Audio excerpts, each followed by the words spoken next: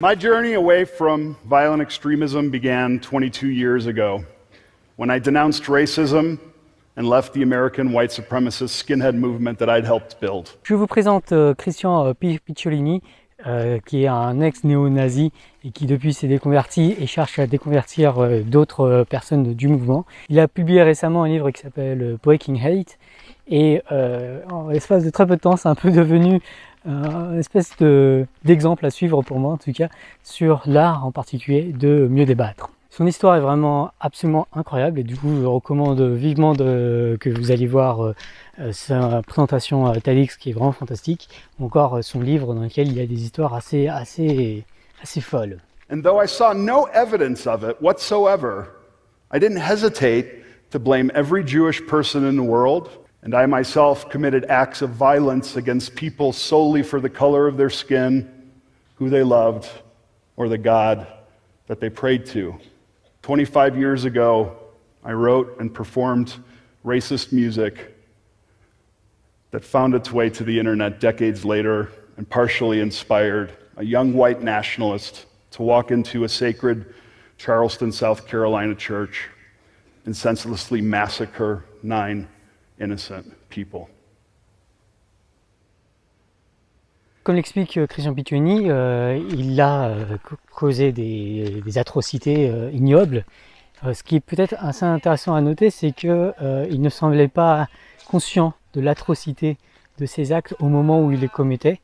Et je pense que ça rejoint quelque chose d'assez général. On est très sensible à l'agressivité des autres, mais on n'est pas forcément très sensible à l'agressivité de nos propres messages tels qu'ils seront perçus par les destinataires de ces messages. Du coup, je pense que d'un point de vue recul sur les effets de nos propres communications, c'est un exemple très intéressant, même si bien sûr c'est un exemple bien plus extrême que la plupart d'entre nous.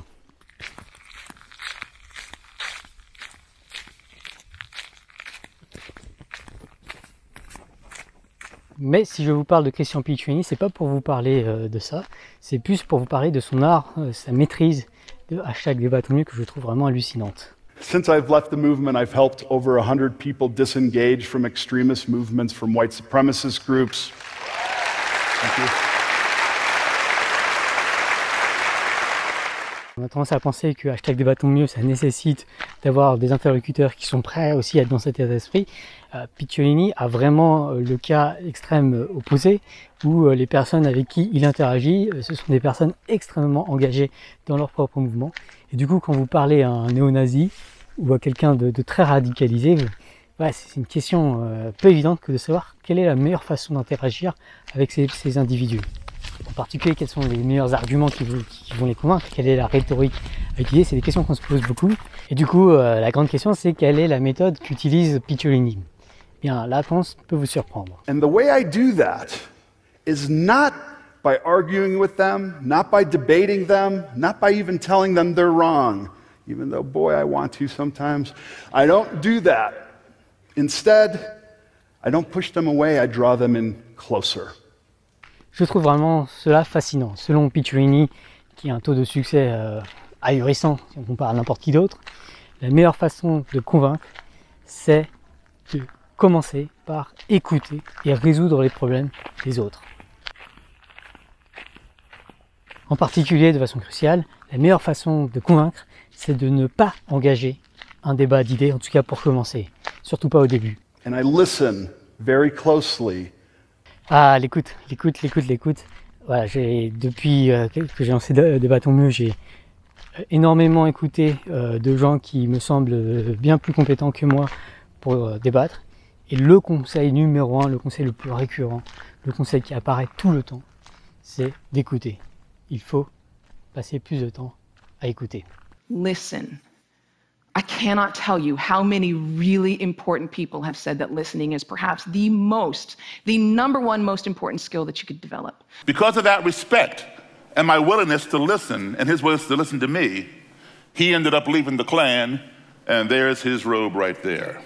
If I could give advice to anyone in our society at large, we have to stop expecting to be offended.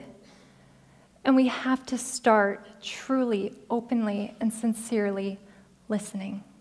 Et en particulier, c'est important de rebondir à ce que dit vraiment l'autre et pas ce que l'on croit avoir compris en écoutant à moitié. Car souvent, ce que dit l'autre, c'est souvent des problèmes qui lui sont particuliers. Et du coup, il faut chercher à résoudre ses problèmes avant tout. Il faut montrer qu'on se pose en tant que quelqu'un qui vient aider, non pas en tant qu'un adversaire. Auquel cas l'autre risque forcément de passer en mode soldat, en mode hooligan. Et ce sera beaucoup plus difficile ensuite de faire en sorte qu'il prête attention à des arguments qu'on voudra avancer. I try to make people more resilient, more self-confident, more able to have skills to compete in the marketplace so that they don't have to blame the other that they've never met. Oui, parce qu'en croire Picciolini, et c'est quelque chose que j'ai lu dans plein d'autres livres, notamment des études sociologiques, notamment je recommande pas mal Twitter Tirgaz de Zeynep Tufekci.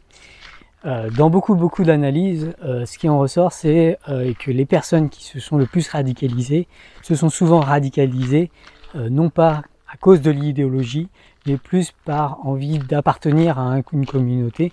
Et il se trouve que certaines communautés très radicales sont finalement assez bienveillantes envers les leurs, et peut-être bien plus que le reste de la société, ce qui explique pourquoi certaines personnes sont davantage séduites par ces mouvements qu'ils ne le sont par d'autres mouvements. I'd like to just leave you with one last thing before I go. Of all the people I've worked with, they will all tell you the same thing. One, they became extremists because they wanted to belong, not because of ideology or dogma. En particulier, si ces personnes se retrouvent dans ces groupes-là, c'est que souvent, à la base, ils avaient une crise identitaire, ils avaient un besoin, un appel à l'aide. Et du coup, une meilleure façon de déconvertir ces individus, c'est avant tout de chercher à résoudre leurs problèmes, à garantir leur réinsertion finalement dans d'autres communautés moins radicales. Et ça commence par écouter leurs problèmes, par résoudre leurs problèmes.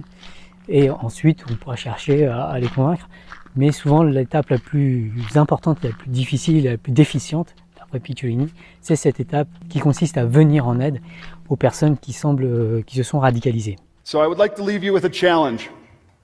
Go out there today, tomorrow, hopefully every day. Find somebody that you think is undeserving of your compassion and give it to them, because I guarantee you they're the ones who need it the most. Thank you very much. Et du coup, le gros défi posé par Christian Picciolini, c'est de développer de l'empathie et de la compassion pour des individus qui commettent des atrocités et qui disent des choses ignobles. Et ça, c'est extrêmement difficile. À mettre en pratique, c'est extrêmement difficile. Mais je vous invite, si vous n'êtes pas convaincu que ça a de l'efficacité, que la bienveillance envers le côté opposé a de l'efficacité, je vous recommande très vivement d'aller voir le TEDx de Christian Picciolini et de lire son livre. Parce que visiblement, la bienveillance, c'est dévastateur. Mais pour y arriver, il y a une étape préalable qui est de sentir de la compassion pour des gens qui font des choses que l'on considère nous-mêmes atroces.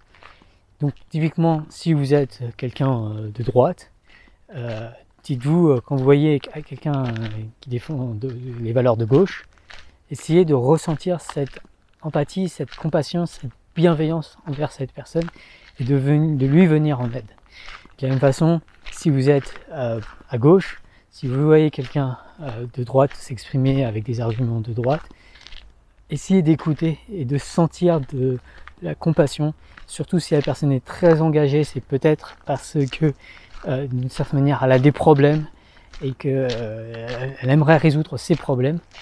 Et en montrant que vous voulez vraiment lui venir en aide, ce sera du coup beaucoup plus facile de l'amener à vraiment réfléchir à, par exemple, les arguments que vous voulez poser.